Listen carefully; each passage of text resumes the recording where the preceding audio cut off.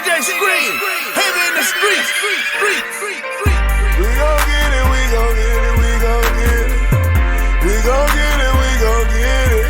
Get it in blood. Get it in blood. We gon' get it, we gon' get it, we gon' get it. We gon' get it, we gon' get it. Get it in blood. Get it in blood.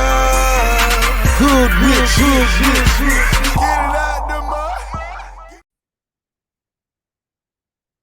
Good evening, everyone, and welcome to Saints and Appetizers podcast. And we're back again with some more appetizers, and this will be just the reaction and revealing how the picks went for UFC 294, and then later, once I'm done with that, we'll go over a development in the UFC 295 card, which does not, his name is not the same now, but the UFC 294, it was Makhachev versus Volkanovski 2, and it was held October 21st, 2023, and that was the Etihad Arena in Abu Dhabi, United Arab Emirates.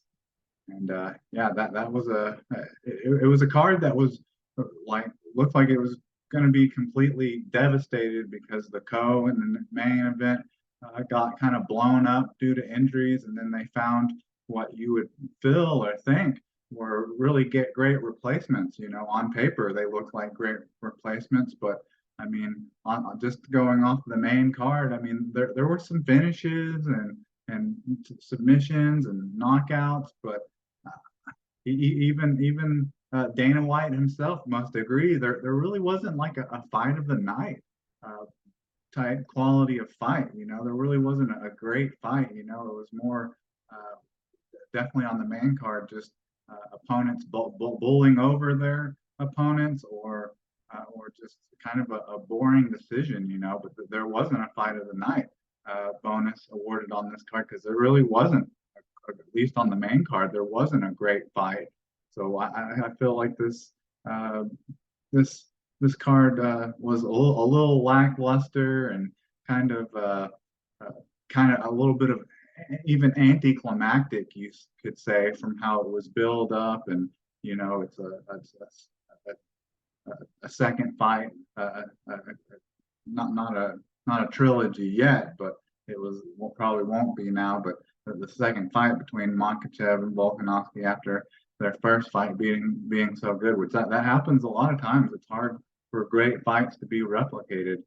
But yeah, going into that, there was no fight of the night, but there were some performance as of the night. Islam Makhachev, Ikram Alaskarov, and Saad Nurmagomedov, and Muhammad Makhachev. So there wasn't any fight of the night, but there were some performance of the nights, and that was mainly just because of the impressive finishes that they were able to get. But it wasn't in fights that were like overly competitive, which made them somewhat boring. But people do like to see finishes, if nothing else. So it was a card that definitely, if there had been another a 4-round or 5-round war in the main event, would have helped the card a lot more than it did in regards to it being really good. But anyways, let's get into my picks here and how I fared. You know, I think I fared pretty good just in regards to singling out who I thought would win, but not necessarily the method.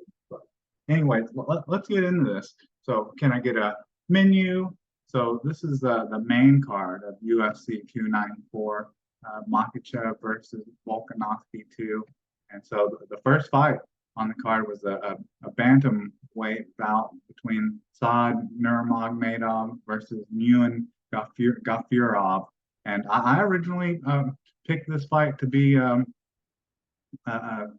unanimous decision win for Saad Nurmagomedov. And the main reason I said that is because neither Saad Nurmagomedov or Muin Gafurov have ever been finished. Up until this point, neither one had been finished. Even though Muin Gafurov, I wouldn't say that he's fought as high a level and he's not as experienced as Saad Nurmagomedov, not having won a fight in the UFC yet. So I guess I maybe could have took that a little bit more into account with how this fight ended up going, but I just gave Gafurov kind of the benefit of the doubt, even though he hadn't fought as talented of fighters and hasn't fought really hasn't come close to winning, against actual UFC competition. It's only two attempts that he has lost, but had never been finished. So that's kind of what I was going off of.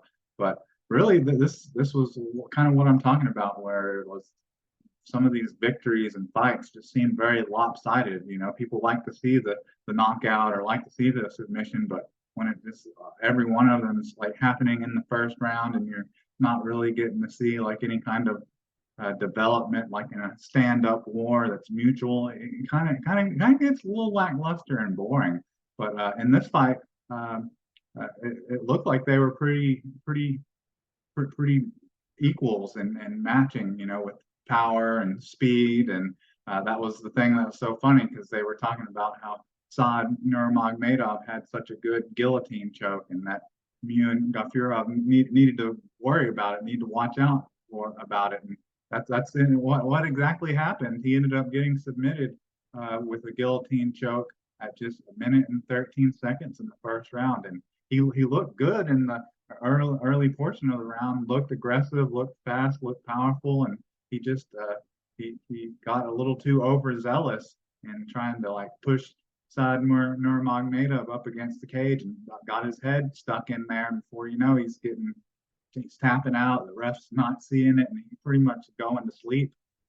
So yeah, that was a very lopsided fight, but it looked like Muin Gafurov definitely wasn't afraid, and I think that's where he went wrong a little bit. He wasn't cautious, and especially stuck his neck out, so Saad Nurmagomedov could get a hold of it. All right, so I picked the right fighter in the first bout, but didn't pick the method. So at least 1-0, but not 1-0 with the prop, I guess. So the second fight on this card was a middleweight bout between Ikram Alaskirov versus Warley Alvarez, and it was kind of similar in regards to Warley Alvarez. He looks like someone that belonged in the cage with Alaskirov, but as the fight went along, even though it didn't last long, and this one I picked for it to be a finish, but I thought Ikram Alaskirov was going to get him in a choke or something, a ninja choke, a guillotine choke, something along those lines, which he did get the finish, but it wasn't by submission. It ended up being a knockout at 2 minutes and 7 seconds of the first round. It was a TKO, flying knee and punches, and it was pretty even, like back and forth for the first minute and a half there, and then Ikram Alaskirov, there was no really ground like wrestling or grappling at all, but around the minute and a half mark of the fight, Alaskirov landed a nice jab that kind of knocked Warley Alvarez back up against the cage, and then when he kind of backed up against the cage and bounced off the cage, kind of simultaneously, Alaskirov landed a flying knee. And then after the flying knee, he was just throwing a flurry of punches, and Warley Alvarez just wilted under the pressure from it. So I picked Ikram Alaskirov to win, but I thought he'd probably do it by submission, but still he did win regardless. So that's 2-0, but not the prop, not the method. All right, and then this one, there needs to be an asterisk by it, or I could even possibly take credit for it, even though I think the ruling for it should have been changed. But what I thought happened did technically happen, but not in a legal method. But the third fight was a light heavyweight bout between Magomedov Ankalaev versus Johnny Walker, and I didn't pick Johnny Walker to win this fight, even though that's I was kind of more of a fan of Johnny Walker. You know, I like how goofy he is and how silly he acts and how he's just an athletic specimen for the light heavyweight uh, division because he's like 6'5", 6'6", 205 pounds, probably walks around at like 230 pounds, you know, so he could easily, he has fought at heavyweight before. But I didn't pick him to win this because he has a little bit of a history of having a suspect chin, you know, he's been knocked out 4 times before. And I was probably cheering him to win, but didn't pick him to win. I picked Magomedov Ankalaev to win this fight by knockout, either TKO or knockout. And Johnny Walker did ended up getting knocked out of this fight, but it was due to an illegal knee, you know. But they listed it as unintentional, and it became a no contest, which I thought it should have been a disqualification and a win for Johnny Walker. But that's weird. If I was Johnny Walker, I'd probably be trying to appeal this, but he got hit with a illegal knee, like his like he had at least he was down on the cage, pushed up against the down on the mat. He had a knee down on the mat and was like pushed up against the cage, and Magomedov Ankalaev landed a clean knee to like the side of the head, the temple area, and the fight ended up getting stopped at that point at the 3 minute and 13-second mark of the first round, and then it was just a weird like series of events after that. So like right when it got stopped, you know, the doctors then like immediately like questioning Johnny Walker, you know, because he has 5 minutes to recover, but the doctor that came in was just putting him through a rigor of questions, and I guess there's been like releases of what he was being asked.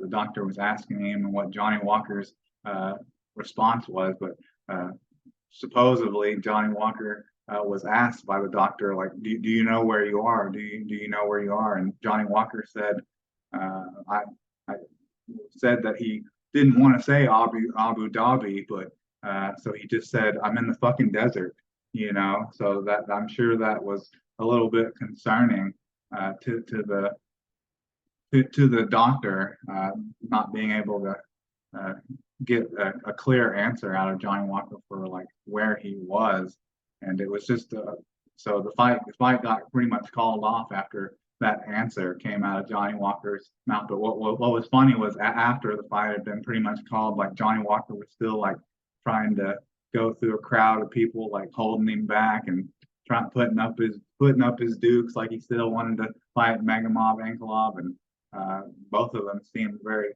upset with the outcome, the way that concluded. But yeah, so just nothing on that because I didn't pick the winner, didn't pick the loser. If Johnny Walker would have at least won by DQ, I could have at least said, well, I picked Magomedov Ankalaev to win, but Johnny Walker won. But there's just nothing to go off of there, unless you had a prop bet and predicted it was going to end in a no contest, which that would be a wild bet to make or take if you could even do that. So this is a bunch of the first 3 fights on the main card all end in the first round, and the third one gets stopped because of an illegal strike. So that's just and that was maybe the fight that I was most excited about, honestly, was the bout between Magomedov Ankalaev and Johnny Walker. I thought there would be possibly the most opportunity for like fireworks in that bout, but it got ended because of the legal knee strike. So we go on to the co-main event and the main event now. So the co-main event was a middleweight bout between Khamzat Chimaev versus Kamaru Usman, and it ended up going to majority decision, which was kind of a little bit surprising. But the first two scores by the judges wasn't really surprising. It was only a 5-round fight, which in retrospect, with how the fight was kind of starting to develop, and it felt like the fight was just kind of getting going after the third round. So it would have been nice if that would have been a 5-round fight. But I think the judges, for the most part, got it right. Even though you could maybe agree there somewhere that maybe maybe I guess if they made it a 10-8 is why the first two judges' scores weren't 29-28, 29-28, but they were 29-27, 29-27 because the first round, Kamaru Usman was pretty much dominated on the ground the whole time, like having to avoid getting put in a rear naked choke, doing his best to avoid taking any ground and pound. Like he was controlled on the ground the entire first round, but really, I don't think that much damage was caused. So I think you could go both ways on whether that was a 29-28 round or not, or 29-27 round, 29-27, which would have definitely meant that the first round was an 10-8 round for Khamzat Chimaev. But with 28-28 round, if the judge in that the judge that's judging that card for that card, if he had the first round as a 10-8 round as well, and then must have had Kamaru Usman, he must have had him winning the second and the third round. So kind of an interesting scorecard.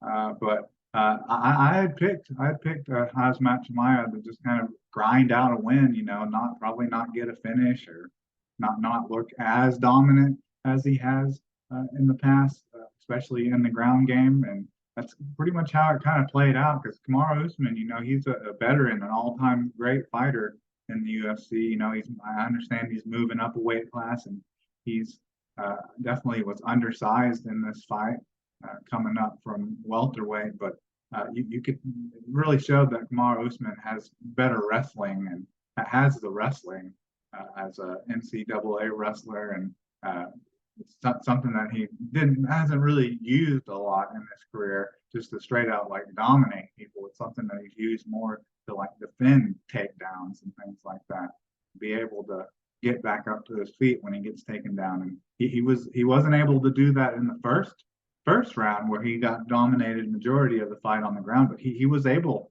to be able to get back to his feet and keep from getting taken down the majority of the first round.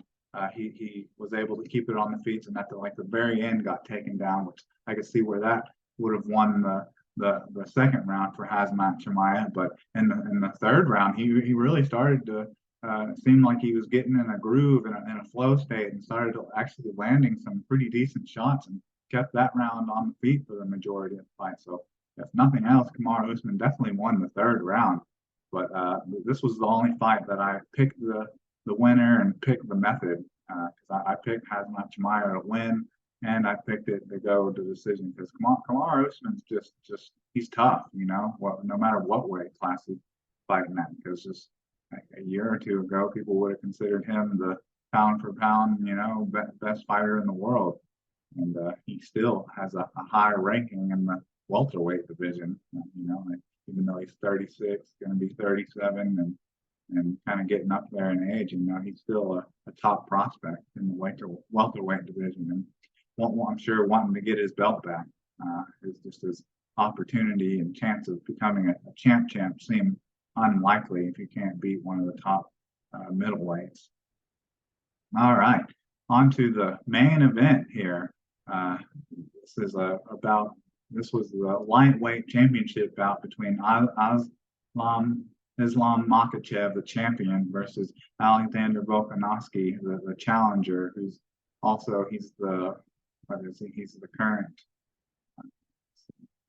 current featherweight champion. So he was set up to become champ if he could win this. It's something that he's tried before. These guys fought I think back in February.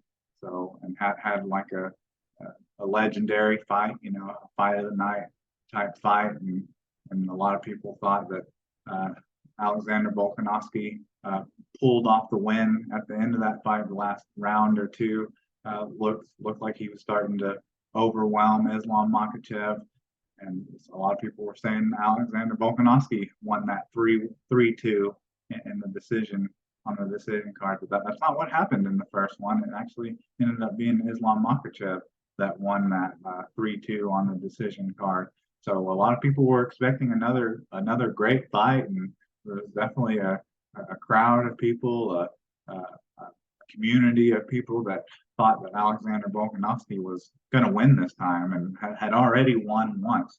But that's not how this fight went at all. It was just pretty much complete domination by Islam Makhachev. The fight started out pretty even. It was just a fight on the feet. Alexander Volkanovski never really landed anything anything significant. Threw a couple of leg kicks and had some jabs and things like that. And the thing that Islam Makhachev was doing is he was like feinting and faking these high kicks for like the first couple of minutes of the fight. But he has like no setup or tell on the high kicks, so he was kind of like half-heartedly throwing them.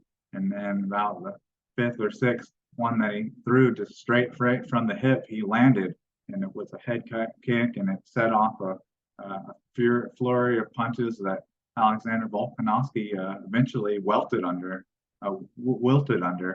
So that he won that by KO, not TKO, but KO, a head kick and punches at 3 minutes and 6 seconds of the first round. Like just like all the three of the 5 fights on this card, it just seemed like the fighters that lost in the first round just seemed overwhelmed and like they didn't even need to be in there. And then I guess that's something that everyone wants to go back to in the co-main event and the main event, is that Alexander Volkanovski and Kamaru Usman were both fighting on short notice. I think you could maybe have that argument for Alexander Volkanovski just for the outcome of the fight, but I don't think you could really use that argument for the Kamaru Usman fight, because I mean, heck, I'd have loved to seen if that was a 5-round fight, because it just seemed like it was just getting going in the 3rd round. But I picked Islam Makhachev to retain the belt and win the second fight against Alexander Volkanovski, against these 2 fighters.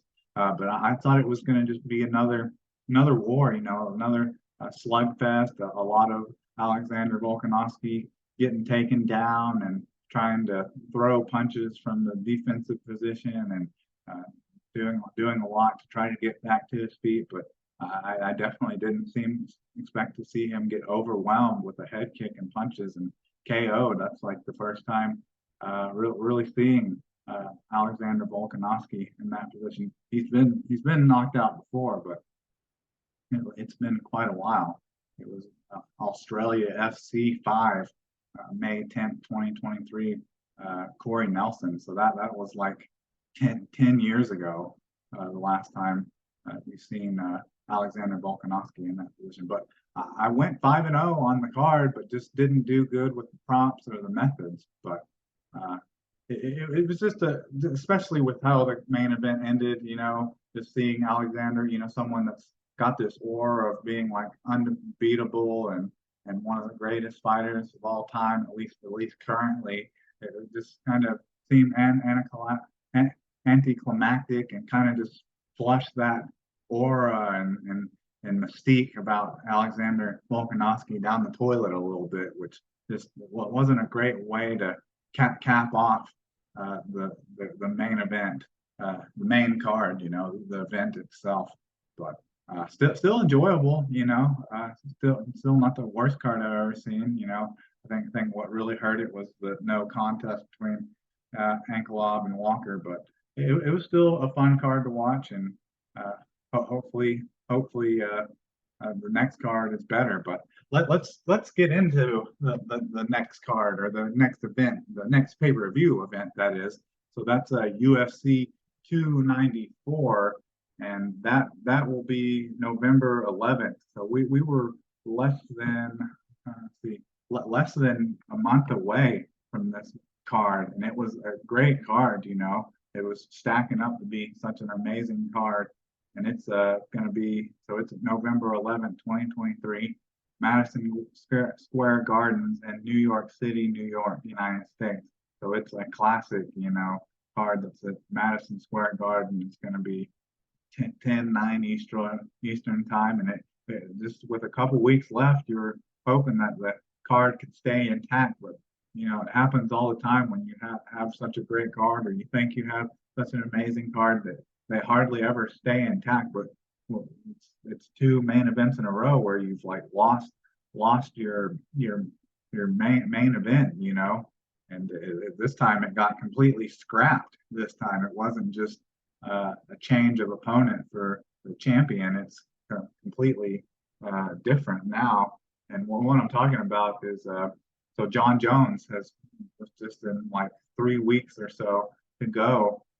John Jones is pulling out of the heavyweight championship bout against Stipe Miocic, and I'm sure the reason Stipe Miocic is pulling out as well is because he doesn't want to risk fighting a different top 10 heavyweight and losing and then never getting a chance to fight for the belt again. So I understand his tactic and not taking a different fight on short notice. But so now John Jones, I guess he tore a pectoral muscle, and that's knocked him out of competition for at least 9 months. Going to have surgery on that. And like I said, with Stipe Miocic, he's just wanting to keep his ranking intact and not fight one of these young up and coming top 10 fighters. So now the card has been kind of flipped around a little bit because we already had the interim bout for the light heavyweight bout between Yuri Prohaska versus Alexander Vieira. So now it's the main event for the interim light heavyweight belt, and now your co-main event, which was that bout, is now ahead. I guess it will be an interim bout as well now because I guess John Jones is having to give up the belt for at least 8 9 months. So this will be an interim heavyweight bout between Tom Aspinall versus Sergey Pavlovich, and maybe depending on who wins this fight, it'd be interesting to see if Stipe Miocic would be willing to fight one of these guys to like unify and win the official heavyweight title. Say one of these guys, Tom Aspinall or Sergey Pavlovich, wins and maybe defends it, and then that unifies it, and then Stipe Miocic thinks he can maybe beat them and take the belt and become champion before he decides to retire. But yeah, so that's the disappointment in upcoming events is that you're already it's been a long layoff for John Jones. Him changing his body style and getting healthy, and who knows what type of cycles he was going through, and he finally comes back to fight after it's been a while. Let's see here. He hadn't until his last fight. He hadn't fought since 2020, so he hadn't fought in like 3 years, and now you're gonna probably not see him at least for another year. It seems like so that's a bit disappointing, but it's something that's pretty common in UFC. Fighters getting hurt in training camp. It's just very very annoying. It's very similar to like football players or basketball players getting hurt in practice or shoot arounds. It's just something bound to happen. It already happened twice with Charles Oliveira getting the bad cut over his eyes, and Paulo Acosta hurting his elbow in the last card. So it's just something that they have to deal with and work through. But yeah, I wouldn't rank UFC 294 Makhachev versus Volkanovski as one of the better cards this year. It had the potential, but I don't think it lived up to it. But anyways, I think that's all I have for you this evening. So can I get a check, please.